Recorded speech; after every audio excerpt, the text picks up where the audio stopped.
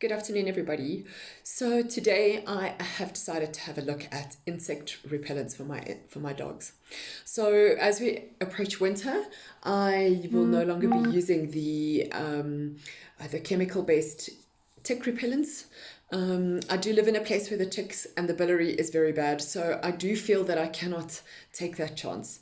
However, in wintertime, I'm very happy to just use a natural spray that I make for my dogs. It does mean, however, because it is natural, I do need to use it every single day. So every single time I take them out for a walk, I need to give them a spray. So very often when they see me coming with the bottle, they are going to run in the other direction. Anyway, so I have made up my own spray bottle for my dogs with a lemongrass hydrolat. So lemongrass is well known to be an insect repellent.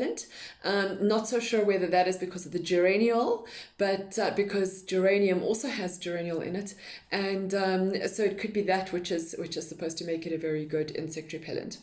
So I haven't. This was actually a shop made or a shop bought lemongrass. I do have lemongrass in my garden, and I will be making my next set of lemongrass hydrolat.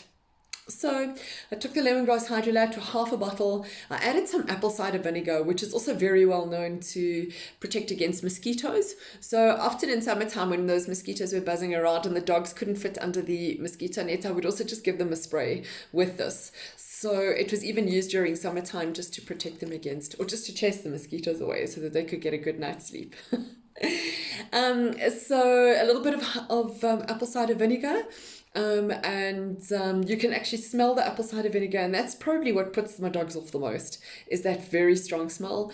The apple cider vinegar that I use is not filtered, so it still has the mother body, so I feel there's a little bit of there could be some of the live mother body that'll be going onto the dog's skin, which is also a really good thing at the end of the day. Then what I do is I add about 15 to 20 drops of essential oil into here. So the essential oils that I've been using, obviously I would use the lemongrass, which is just going to complement the hydrolat, the lemongrass hydrolat that I've got. If I had to make a rosemary hydrolat, I could always use the rosemary essential oils also just to complement that.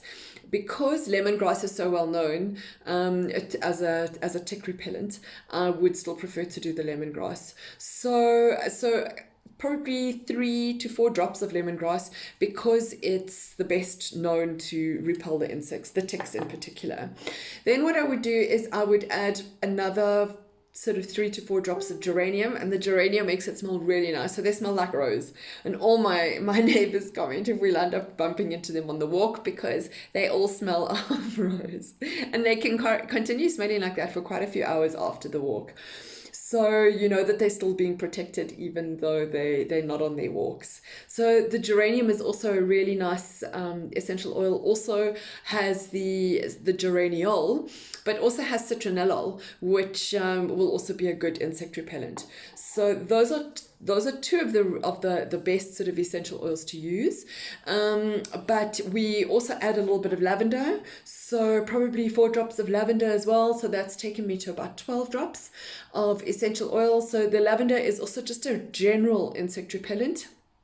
It also will help to relax the dogs, so it'll put them into the mood of going on a relaxed walk, which we've been doing quite a lot of since lockdown. Then the other one that I also like to use is cedarwood. So cedarwood, as we know, we would use it as a moth repellent in our clothing, in our cupboards and our linen cupboards. So the cedarwood is also a lovely one, and it's also got a really lovely smell. So I always enjoy putting a touch of cedarwood in as well.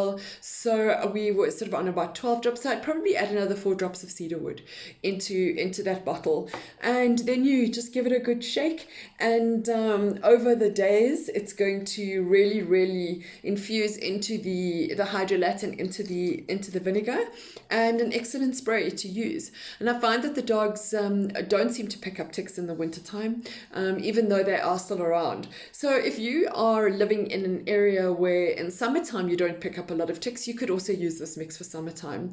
But we do stay in a place where there are lots of ticks and the biliary is severe. I am testament to that. I didn't get biliary, but I got tick bite fever and I was man down. It was very bad. And I believe that lots of people got it last year. So there you go. An easy tick repellent, quick to just make up. Just watch out. So we're inclined to sometimes make use of peppermint as an insect repellent also is also good, and eucalyptus they talk about as being an insect repellent, but I would be careful with using both of those around dogs. So I wouldn't add peppermint and I wouldn't add eucalyptus to my blend. So stick to the geranium, the lemongrass, and the cedarwood. I did make up one where I added a bit of basil and I added a bit of thyme as well. So those also can be used. Also good antibacterial. So if there are issues with the skin and stuff, you can also it will help with that. Just give them a good spray. Remember the chest, underneath the arms, because that's where the ticks often will attach themselves, because that's going to be where they're going to walk into the grass. So the sort of the chest, under the arms, and then the bellies. And then just check your dogs as well. So there's no harm in when you get home having a good check just to make sure that there's nothing on them. And if you notice your dog's feeling lethargic and not eating, please take them to the vet, because if they have been bitten by a tick, biliary is fatal if you don't get it seen too early enough. So it is something that you need to look out for. You take care, everybody, and we'll see you next week.